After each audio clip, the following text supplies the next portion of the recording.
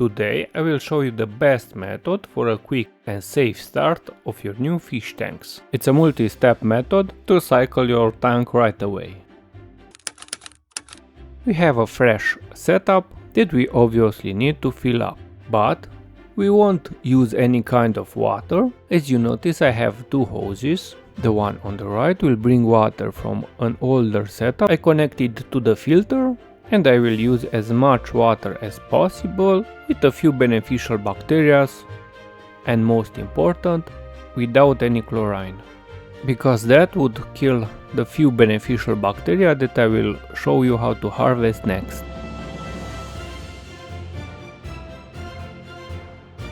Because I have such a large old setup and even bigger cabinet, I managed to put inside a filter to pre-cycle 4 weeks ago. So I have it ready to go with the CO2 system connected. In the same way I cycle another filter. I hang on the back for my next project. It's the time to add some bacteria. You can buy them from many companies, but I no longer use them, and I don't advise people to use them because they are expensive and less efficient. For my competition tank, I spent a fortune on bacteria. I have a few vials left, so I will use them just for the sake of the video. But if you don't have many setups like me, or friends with old and stable fish tanks, it's a good way to start. They aren't actually living bacteria, but rather enzymes. And also, if you can't complete the first step with cycled water, just let the tap water to sit for a while. Or use a water conditioner. As you probably know, the majority of bacteria are in the filter, but half of them are in the substrate.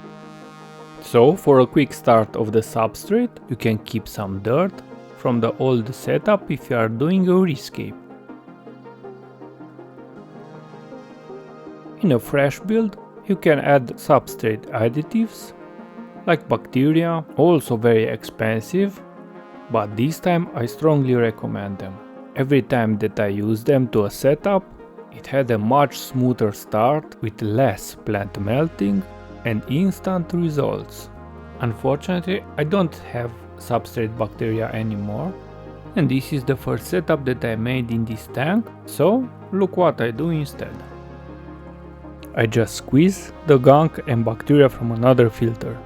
Yes, a lot of it will end up in the filter as well, but there is enough to get our substrate going. And if you are smarter than me, you can also squeeze this in some water and add it to your tank before pouring the substrate in. If you reach so far, hit that like button. Your fish will thank me for this method. This step is the most important one. Add a few inhabitants as early as possible. Without them to produce waste, the bacteria would die in a couple of days. I don't add a big livestock, usually just the cleaning crew, some snails and shrimps. I almost always use floating plants when I start a new tank. They grow fast, consume a lot of nutrients, and keep the ammonia at bay. Even if we encounter a small ammonia spike, it will be consumed by plants and of course processed by bacteria. Having a well-established filter comes in handy. I also make daily water changes, especially if I use aqua soil, but not for a long period, just the first week or two. 20% water change is not a big deal, you don't have to vacuum the substrate or do anything else. And here are the results. I gradually added neon tetras. The tank already has 2 or 3 weeks, so it can sustain as well a handful of shrimps.